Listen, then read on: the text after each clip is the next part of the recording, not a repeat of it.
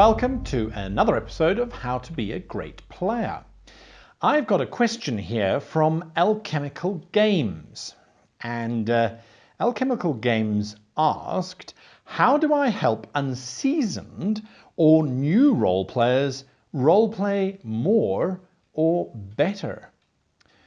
Well, it's an interesting question, isn't it? And it comes from the point that not a lot of people know what to do in their first role-playing session.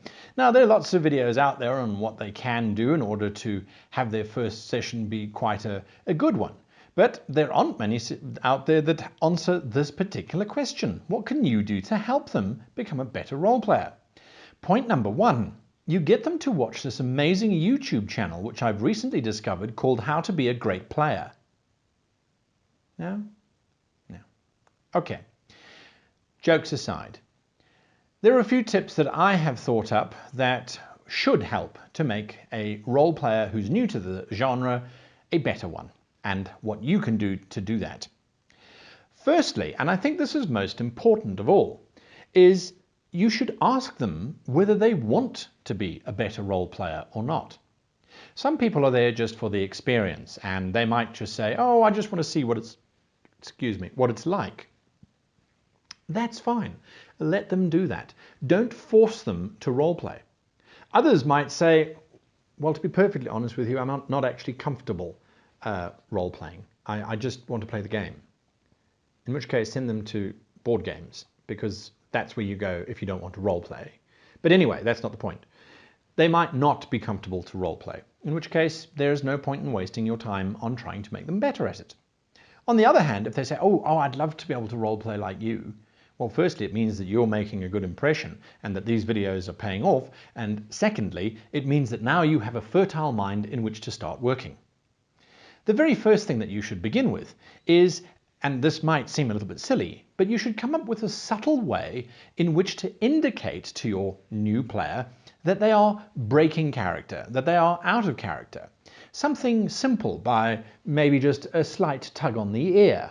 If they're not very observant, perhaps you need to go a little bit more dramatic and make sure that they stay in character by doing a subtle little sign. Something that really gets them to focus rather on the game than on, on whatever it is that it's just something to bring them back to the game. Just subtle, doesn't interrupt the flow of the actual game.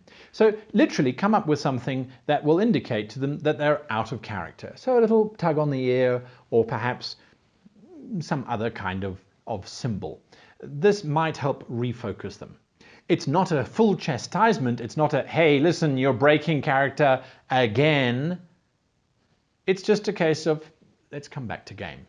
And this can be used throughout the session, or several sessions for that matter. It could actually become something that you use on a regular basis to bring back fellow players when they wander too far off the proverbial role-playing path. Secondly, you should only engage that player in character.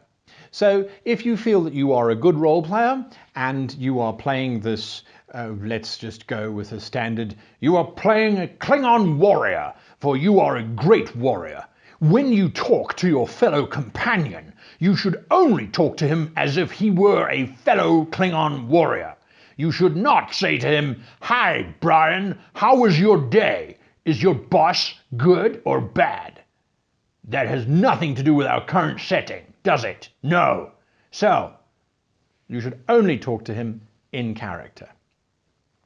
Let her experience what it's like to come face to face with your mighty Klingon warrior. Pass me the chips, please.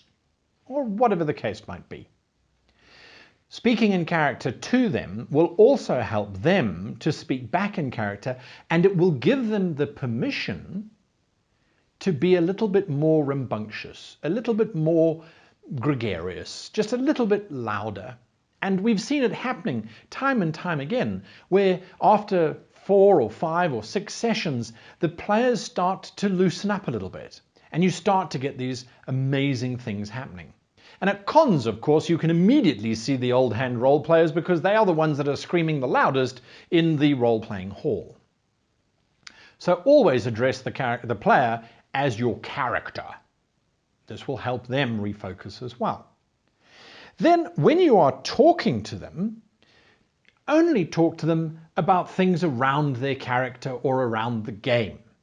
Try not to ask them if they've got that latest download app for their phone or what's happening in their social life. Leave that for the breaks in between role-playing.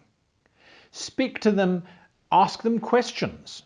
Where are you from? You seem scrawny. Why do you want to go on this mission? I am curious about your thoughts. You spoke against the wizard. Why? I like you. Let us journey together. All those questions are forcing the player to think, why did my character do this? Why did my character do that? And a lot of them are going to be going, I don't know. It seemed like the right thing to do. In which case, that's fine. Yes, it was the right thing to do. Keep doing it. Let us kill. Whatever the case might be. So try and engage them on their own character stuff. What is your brother's name? How many children does he have? Ask questions all the time. Get them to think about their character. The more they think about the character, the more they create around the character. And you will get people who go, oh, I don't know. I don't know. In which case, don't then break out of character and go, oh, well, you know, we can work it out. Just make a little note on your character sheet. And after the session, come back to them and say, hey, I really wanted to have that session, that moment with your character, but you didn't really have your backstory. Can I help you write one?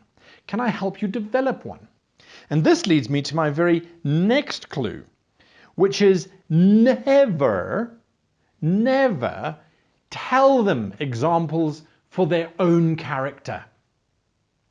Tell them examples for your character, because otherwise the weak-willed, the unsure, the novice will simply go with whatever you've suggested. And that's not role-playing, that's just copycatting. So in other words, what you want to do is, if they don't have a brother or a sister or a backstory or an answer, is give them examples of how you would do it.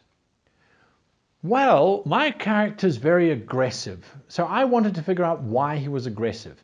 I gave him a father that used to beat him regularly with cucumbers and then leave him out in the field all night so he froze. This accounts for the fact that he's very angry and that he hates vegetarians.